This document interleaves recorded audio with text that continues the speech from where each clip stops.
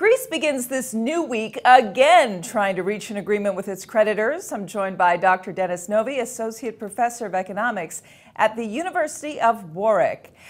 Greece, we know, caught a break and had its debt repayment deadline extended. But is the country really any closer to reaching a deal? What has to happen differently now, in your view? Well, they have to keep on negotiating. The money is due at the end of this month, and Greece will have to pay. And I think they have an intention of paying the money, but they just need to keep on negotiating. At the end of the day, they want less tough conditions from the IMF, from the European Union, and the European Union and the IMF want the opposite, and they just have to keep on talking.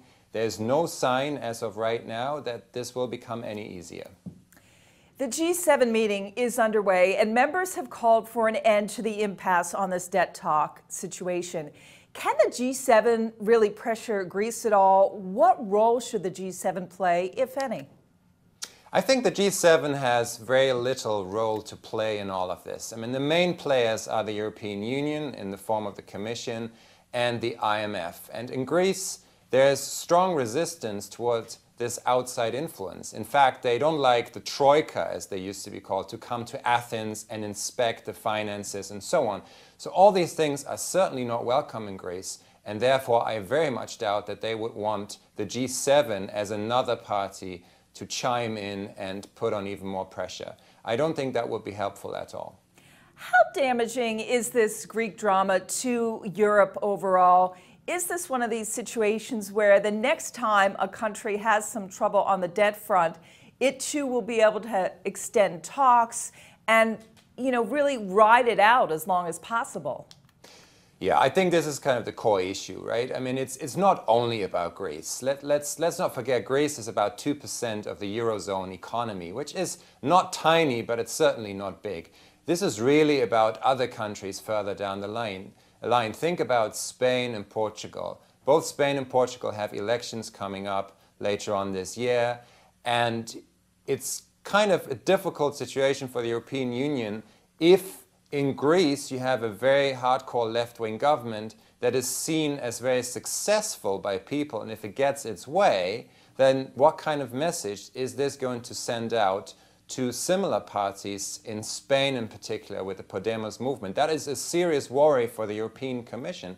I'm not saying that any of these parties is right or wrong. I'm just saying that this could trigger even more instability. And at the end of the day, this is about the Eurozone more broadly. And of course, it's very damaging, not only for Greece, but at the end of the day, it's really bad news for all the other countries as well, including Germany and France. So therefore, there should be common interest in resolving this question as soon as possible, but it's not going to be easy.